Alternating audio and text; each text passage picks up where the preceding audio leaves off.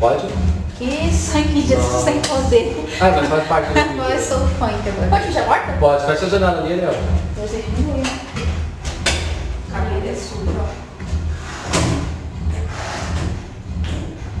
Não diminui muito, não. A gente coloca um divisor de fogo no fundo. Fala, meu povo, a paz do Senhor, aqui quem fala é o Diego Leal. Eu estou passando de novo aqui para compartilhar com vocês aquilo que nós havíamos prometido. Eu abri o meu Instagram, meu Facebook, meu WhatsApp para algumas perguntas. As perguntas eram sobre ministério, meu ministério, o que as pessoas gostariam de saber, qual era acho que a palavra que eu podia dar para quem está começando no ministério também, alguma coisa assim. Eu também dei a opção das pessoas fazerem perguntas sobre o tempo da liderança, o que eu aprendi e o que eu podia ajudar. E um pouquinho de vida pessoal eu também deixei as perguntas abertas. Então eu recebi algumas perguntas e a produção está aqui atrás ajudando a gente. E a gente vai fazer essas respostas aí para vocês. Eu espero que Deus abençoe. Eu vou falar uma verdade, eu orei. Eu falei com Deus, pedi para Ele me dar algumas direções, porque eu não vou responder todas as perguntas porque não deu tempo, eram algumas perguntas, eram muitas, senão o vídeo ia ficar muito longo, tá bom? Mas eu vou responder aqui de forma resumida algumas perguntas, e eu pedi a direção de Deus e eu sei que de alguma maneira eu vou conseguir ajudar a sua vida, tá bom? Vamos lá? A primeira pergunta é... Como é liderar e por que parou de liderar? Bom, liderar, eu vou falar sobre mim, tá? Eu comecei a liderar, eu acho que mais ou menos com 15 para 16 anos. Então eu comecei liderando na regência, depois da regência eu fui passando de regência de adolescente para liderança de adolescente, para regência de mocidade, liderança de mocidade. Minha caminhada foi assim. Então, o cargo de regente não deixa de ser também um líder, né, no meio do grupo. Então, eu vou começar sobre essa liderança da minha idade. Então, quando eu comecei a liderar, para mim foi um grande desafio. Um grande desafio. Por quê? Primeiro, porque eu era muito novo. Segundo, porque tinha gente mais velha do que eu ali no grupo que eu ia liderar. Terceiro, porque era a minha primeira vez que eu ia liderar. Então eu acho que esse monte de coisa me deixou bem confuso, bem perdido. Mas eu tinha uma certeza. Quem tinha me chamado para aquilo ali foi Deus. Então, como é liderar? Liderar é saber que você vai sempre ter um monte de limitações em você. Liderar é você saber que você vai estar com um monte de problema nos grupos, mas uma coisa vai te sustentar. Aquele que te chamou vai te dar graça para vencer as suas próprias limitações e para você aprender a lidar com as diferenças do grupo. A segunda é porque eu parei de liderar, não foi? Isso. Então eu parei de liderar por conta do ministério. Eu me lembro que o meu pastor era o pastor Santino na época, e eu havia pedido em oração a Deus, perguntando se eu devia continuar a liderança, porque eu já estava pregando em vários lugares e eu não queria descobrir uma obra para cobrir outra. Então, se não dá para fazer as duas juntas, ou você se dedica a uma ou se dedica a outra. E aí foi quando eu pedi um sinal para Deus. Deus, se for de ti, quando eu chegar para falar com o pastor Santino da minha situação, ele vai falar, faz o que Deus está mandando você fazer no seu ministério. E foi exatamente isso que aconteceu. Quando eu expus para ele a situação, ele disse para mim, moço, vai viver seu ministério. Deus é contigo. Então, foi assim que acabou. Quando eu ouvi essa pergunta, a gente até riu, né? Porque namorar nesses dias. Você namora porque você quer, nesses tempos. A verdade é essa. Então, porque você quer... Gente, é verdade, não é? Primeiro, você namora porque você quer. Você tá com desejo, você tá enamorado por uma pessoa, apaixonado, namorei com a Daiane porque eu queria, porque eu olhei pra ela e falei, que mulher bonita, eu te quero, te amo, meu bem. É verdade, então tem que ser sincero, né? Vocês não valem nada, né? Gente, vamos cortar um pedaço desse vídeo. Não se expressar muito bem, a pergunta talvez seja assim, nesse tempo, né? Eu acho, de infidelidade, de pessoas sem caráter. Então, por que apostar no relacionamento? Eu acredito que seja essa a pergunta. Então, eu vou dizer pra vocês, por que a gente não vive como esse mundo vive? O mundo vive dizendo isso o quê? Dizendo pra gente, não vale a pena, as pessoas não são mais verdadeiras, relacionamentos é pra coisa do passado, hoje é só a onda é pegar, ficar e ir embora. Mas eu vou lhe dizer que não, que para quem crê em Deus, para quem crê que Deus sempre tem uma pessoa preparada para nós, todo tempo é tempo. de você viver aquilo que Deus tem preparado para você, seja na vida espiritual ou na sua vida sentimental. Próxima. Por que você não publica nenhum livro?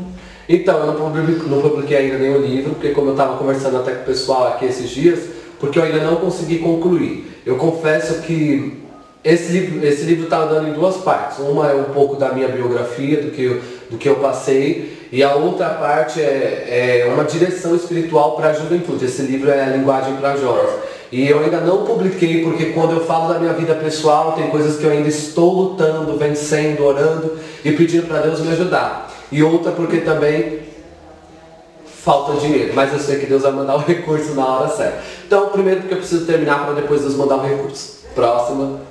Voltando para a área ministerial.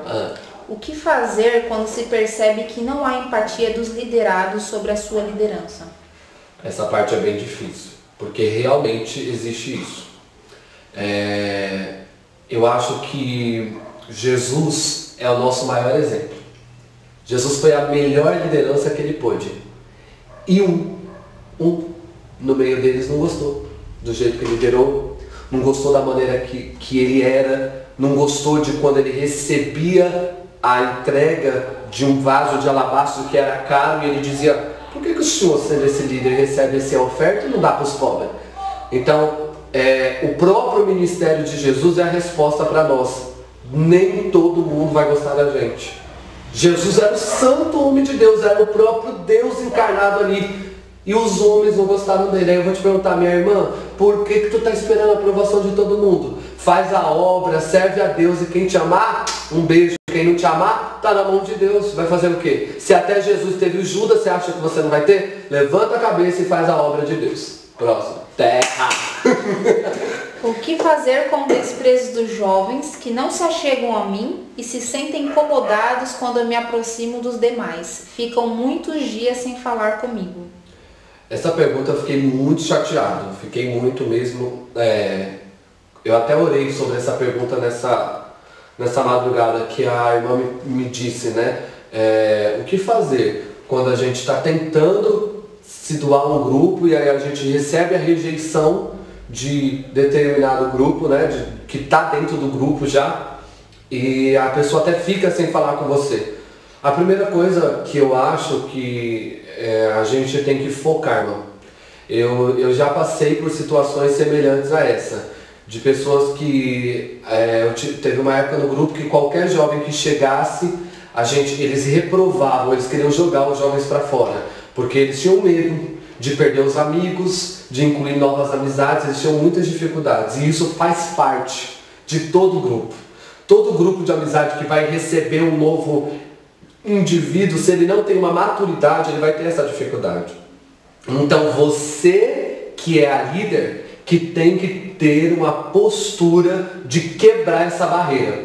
E aí eu vou usar um versículo, Ariel, que a Ariel que está me ajudando e a Raíssa aqui, gente. Então vou interagir com elas para interagir com você. Eu aprendi um versículo que ele é muito poderoso. A Bíblia diz que o Espírito desceu em Moisés e Moisés liberou para todo mundo. Só que de repente tinha duas pessoas que tinham sido citadas, que teriam que estar no arraial para receber o Espírito, mas para o Espírito de Deus agir, encher. Só que a Bíblia diz que eles não estavam, sabe onde eles estavam? Eles estavam lá nas suas tendas. E a Bíblia diz que o Espírito desceu sobre eles lá nas tendas. De repente veio quem? Josué chegou e falou assim: ô Moisés, você vai deixar mesmo receber o Espírito de Deus? O povo está profetizando lá do outro lado. Sabe o que Moisés falou? Meu filho, por mim, eu quero que todo mundo saia cheio, que Israel inteiro fosse sacudido pela presença de Deus. Sabe o que eu aprendi? Que às vezes tem esse Josué, que vai ser o nosso representante lá na frente, que vai ser uma bênção, mas que ele está perdido. Ele ainda não sabe o que ele é, o que Deus é, o que o Espírito de Deus é. Então, minha irmã, eu vou dizer, primeiro, tenha paciência com esse Josué. Tenha misericórdia com ele, porque talvez ele não entende o plano do Espírito Santo de Deus para o seu grupo. Mas também tem a autoridade de Deus para dizer para Josué: você não é o preferido e nem os que estão aqui são os preferidos.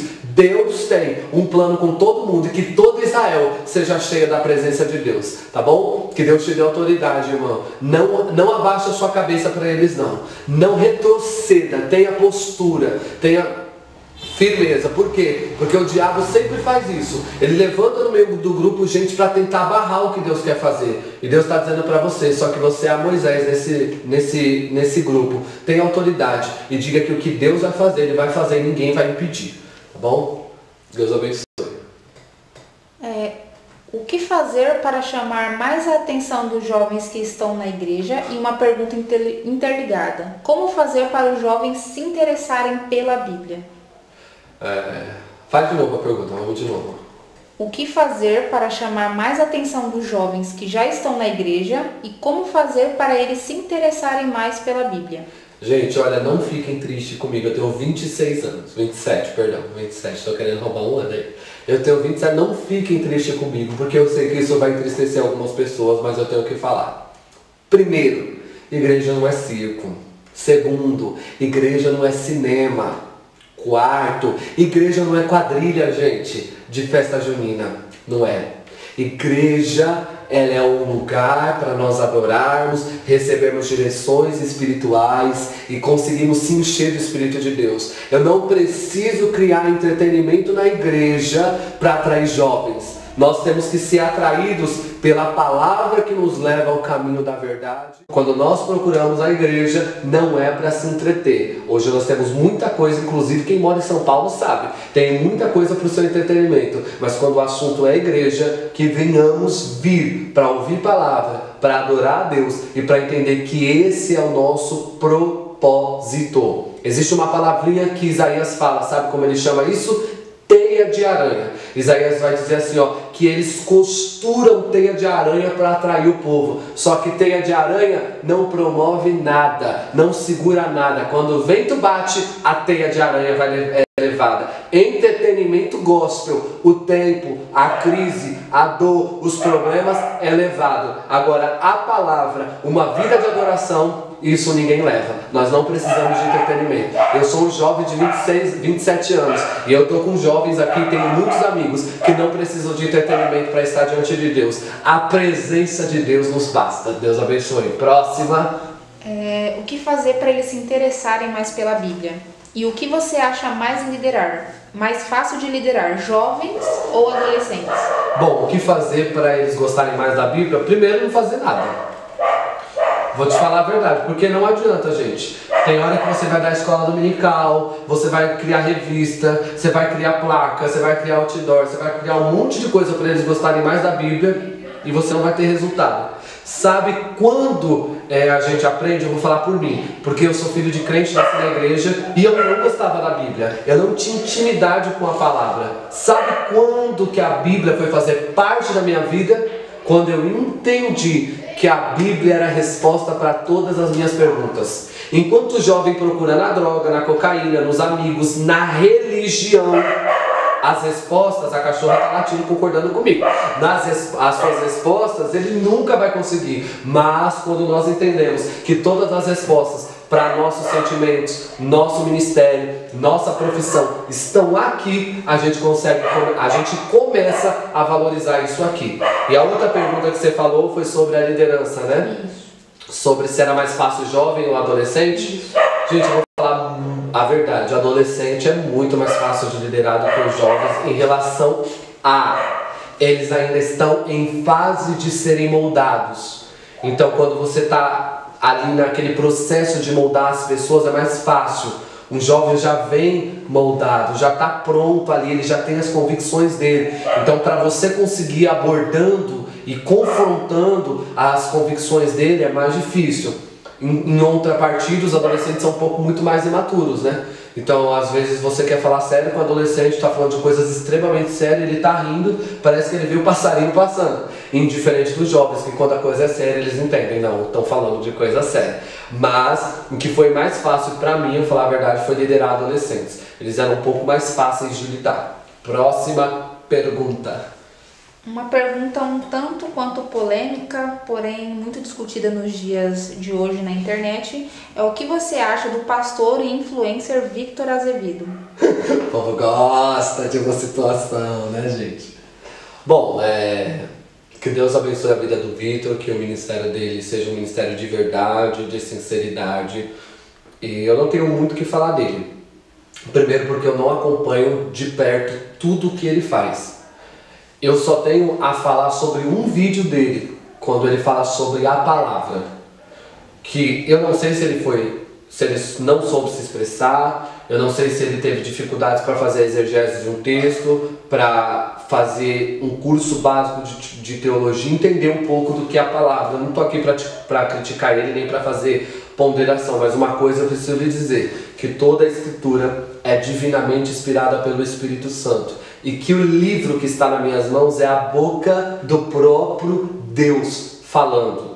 E que esse livro, aberto ou fechado, eu tenho que ter reverência sobre ele, porque ele é a palavra de Deus. O vídeo que eu vi sobre ele foi esse vídeo que ele fala algumas coisas que eu não concordei sobre a palavra. Eu preciso dizer que não existe coisa maior na terra do que a palavra de Deus. Não existe outra direção senão a palavra de Deus. E a prova disso é quando Deus diz para Josué: Josué, você está indo fazer uma obra, só que eu vou te dar uma receita. Não é para você virar coach, não é para você virar pregador, não é para você virar cantor, é para você virar alguém que medita nessa lei de dia e de noite. Então o que Deus estava dizendo para Josué: Josué, você não precisa ser mais nada, você só precisa ser alguém que lê a lei. Então se um Deus tão grande que nem esse fala pra gente que é pra gente meditar na lei, então, meu querido, só uma certeza, isso aqui é maior do que tudo.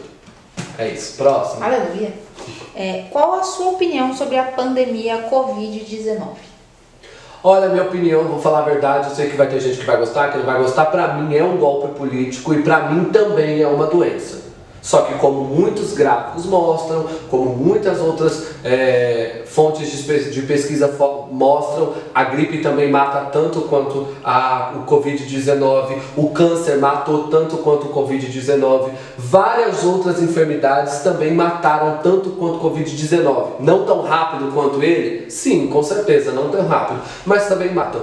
Infelizmente, tem um pouco de golpe, não contra o Bolsonaro, que eu não sou idiota de falar que é contra o Bolsonaro, se é uma doença que está atingindo, uma pandemia que está atingindo o mundo. Então a gente sabe que tem uma luta, uma manobra política por trás disso aí, uma luta econômica, essa é a minha opinião. Mas eu também sei que tem uma enfermidade. Mas aí agora, eu preciso dizer algo. A minha opinião espiritual sobre isso, olha o que isso causou. Se foi uma manobra política, se de fato é um vírus, mas olha o que isso causou. Muitas igrejas fechadas, pessoas que já estão atribuladas, desemprego. Olha a verdade. E o que o texto está me dizendo? O contexto está me dizendo? Que nós estamos entrando numa crise, que nós estamos vivendo uma crise. E eu aprendi uma coisa na Bíblia, que toda crise que a Bíblia relata, que a terra passa, é um convite de Deus para o arrependimento. Deus não quer promover a igreja, não. Deus não quer levantar pregador, pastor com essa crise. Não é esse o principal propósito de Deus. Isso também está atrelado ao que Ele tem. Mas o plano principal de Deus é gritar para o mundo: arrependei-vos, porque é chegado o reino de Deus. Aleluia. Vamos voltar a tirar das polêmicas um pouquinho. Bora. O que você não faria de novo em seu ministério? Vixe, que eu não faria de novo? Meu Deus, essa é difícil. Tem um, Mariel, que eu acho muito legal. Que isso eu ouço de um monte de gente. E para quem está começando o ministério agora, gente, que Deus abençoe você nesta área. Porque essa área, Satanás vai fazer de tudo contra você. Quando você prega uma palavra, aquela palavra não foi o que você queria ou da maneira que você queria, e você desce do púlpito quebrado, destruído, se sentindo um lixo, duvidando do seu chamado, porque você não viu o que você queria, porque você não vivenciou o que você imaginava, porque na sua cabeça você montou que ia ser um poder e no final não foi nada do que você imaginou. E aí na sua alma você vai dizer: eu sou uma porcaria, eu não valho nada, meu ministério não está com nada. Não. Deus, eu aprendi uma coisa, vou falar com uma pregadora chamada Manuela. Ela é uma grande pregadora. Ela diz assim: tem horas que Deus esconde a glória do profeta para ele nunca acreditar que ele tem alguma coisa. E é verdade. Tem hora que Deus esconde o que ele fez para a gente não entender e não se envaidecer. Então, pregador, levanta a cabeça. Se não saiu como você queria e você fez tudo que você podia, Deus vai te honrar do mesmo jeito e o nome do Senhor vai ser glorificado. Uma perguntinha um tanto quanto pessoal, mas Você trabalha além do ministério? Trabalha, minha filha, de segunda a sexta, pegando trem. Quem tem no WhatsApp já viu os meus desabafos do calmoviano. Eu trabalho, gente, a verdade é essa, eu ainda trabalho. Às vezes Deus fala que vai fazer isso, que vai fazer aquilo, mas por enquanto Ele não faz, eu ainda continuo trabalhando, porque ministério não é cabide para desempregado. Glória a Deus. E a última pergunta, para finalizar: quais suas referências masculinas e femininas? Minha referência masculina tá aqui, gente. Tá até o livrinho dele aqui, ó. Pá! Não é pentecostal, mas ele tem a linha de pensamento dele, mas é uma grande referência para mim. Hernandes Dias Lopes. De homem, eu já disse isso em alguns stories, Hernandes Dias Lopes é a minha grande referência masculina. E do nosso meio pentecostal, o pastor Elson de Assis. Ele é uma grande referência para mim, do meu ministério, da seriedade dele, do compromisso que ele tem. Então, de homem, Hernandes Dias Lopes e Elson de Assis. De mulher, óbvio, né, Ana Raquel. É uma mulher que eu admiro muito, ela é uma bênção. E tem bastante, mano, ela é Ana Raquel, essas mulheres novas que estão vindo aí. A Isa Reis, gosto muito dela também, respeito o trabalho dela, o ministério dela e por aí vai. Camila Barros, é tanta gente, né? Dos meninos também tem menino mais novo que eu gosto bastante. Carvalho Júnior, já ouvi muito. E tem bastante gente aí que a gente vai ouvindo. Acho que é isso, né? Vitor Azevedo. Nada a ver. Gente, é isso. Deus abençoe vocês. Espero que tenha edificado a sua vida. Eu vou chamar os bastidores para dar tchau junto comigo aqui. Pode vir. Vem logo. Minha maquiagem diferente. Vamos dar tchau. Deus abençoe, Deus gente. abençoe vocês. Valeu. Beijo. Foi.